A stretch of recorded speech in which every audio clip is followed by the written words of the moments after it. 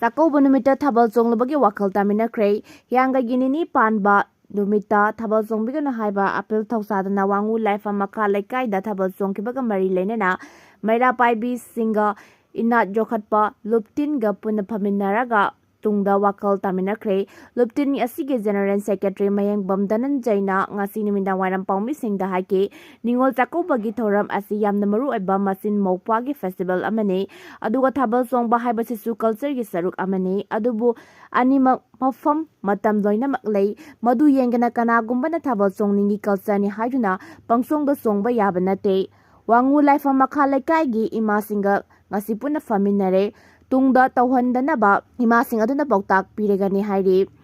yemongnaba thawongda Thabal Chongkibagidmakta puna nungaitabsu phongdokminare matungda tawganabasu yanare haina sudanan jaina paumisingda makhatana phongdoke asigumba phibam amana Thabal silibani haiduna musician sing sound amasung light ke kangbuna hen hekta yabigano hairi lau lokpada security pinaba Bisnupur DC gida wakhanakre Bisnupur district ke Singkhong Singyada leiba labuk singda thariba mahi marong sing lokpa yananaba ahenba security pinaba ngasi Bisnupur district ke deputy commissioner Pujaya Langbamna siya lauduna ngasi akhannaba security ge mifam ama pangthokre mifam adu sek Bisnupur ge mini secretariat complex ta leiba conference hall da pangthokibani mifam adu da Bisnupur district SP incharge TS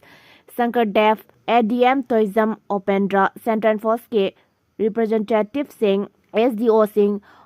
OC sing amasung atay machang oiba district asigi officer sing susarug yake maitay amasung Kuki anigi marakta kangluki irang thokhraba matungda lawmi singna makhlgi lawfam da chatuna law uba amasung law lokpa haibase hawjiksu asawba singnaba ama oire handaki fau thaba matamda su Kuki khulai paiba singna tampaki lamda kumtharaklaga nongmai kapsinduna attack tawrakpada lawmi ama sokhiba laike madudagi ahenba security piduna ngak selaga law palankhibani hawjik law lokpa matam oisilakle maram maduna security pinaba wafam adu ngasigi mifam aduda puthokuna khanakhe tungda law loknabagi lawmi singna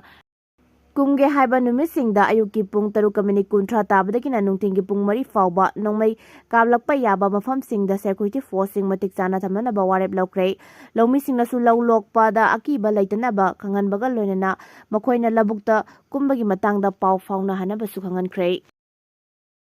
October 18 da Muiba Senapati da okadore numit asida UNC na Suti Laothokhre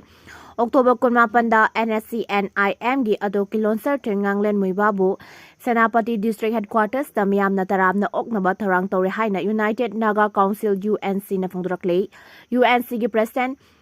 NZ Lohorna thadorakpa cherol amana haire ningsingningai oiba moongda TS Muibabu taramna opagi thoranga mari lenena October 18 da Senapati District ke baphampumnamakta Suti Laothokhre mahai tampam loisang tukal amade lalol itik tofam-pumnamak numit asida miyamgi lusing Muibabu ikai khumnaba utpa oina thonglon gadabani Senapati District Headquarters da pangthokadaba taramna opagi thoramda amata oibagi wakhalon utpa oina miyamna pumnamakna sarug yaminagadabani top puwari amasung iromdom lepsabagi right marase sithanba oina numit asida miyam pumnamakna naga singgi apunba saktam ulhaurasi hainasu UNC na phungdorakli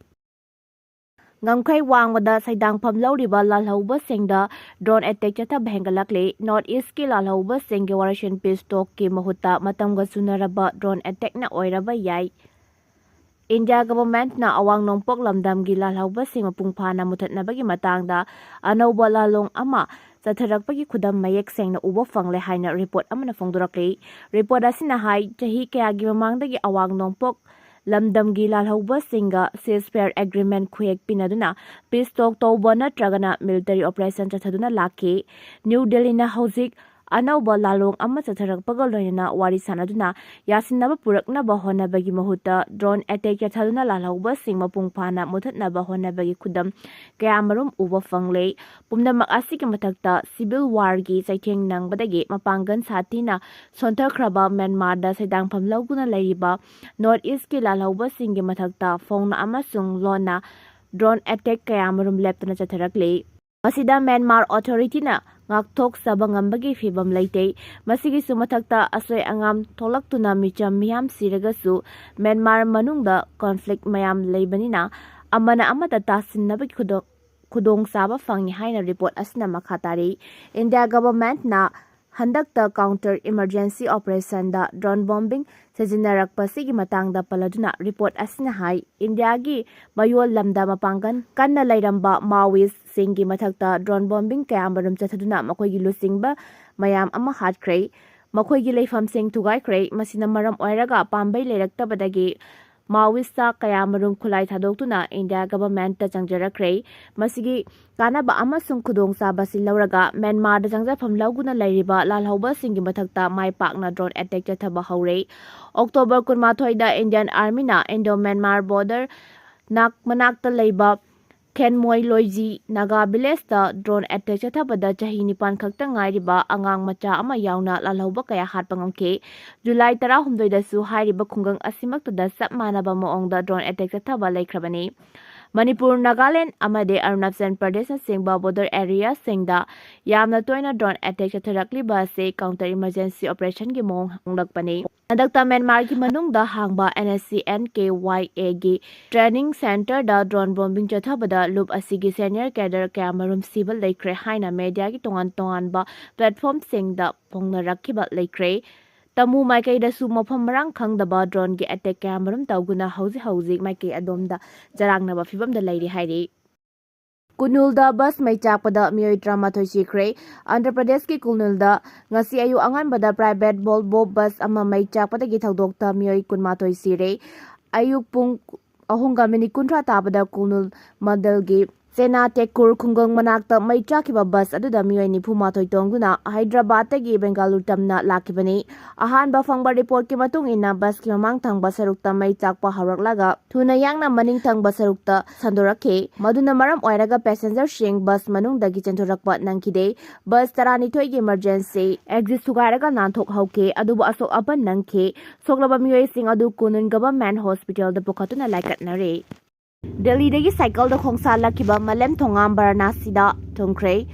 Cycling for Manipur page haiba thimda delegate Jantar Kutub Minar dagi Manipur tamna cycle da khongsa lakiba transgender social activist malem thongam ngasi Varanasi da thongkre kilometer sanipan ga humpu cycle thoguna numit kun humdoini gi khongsat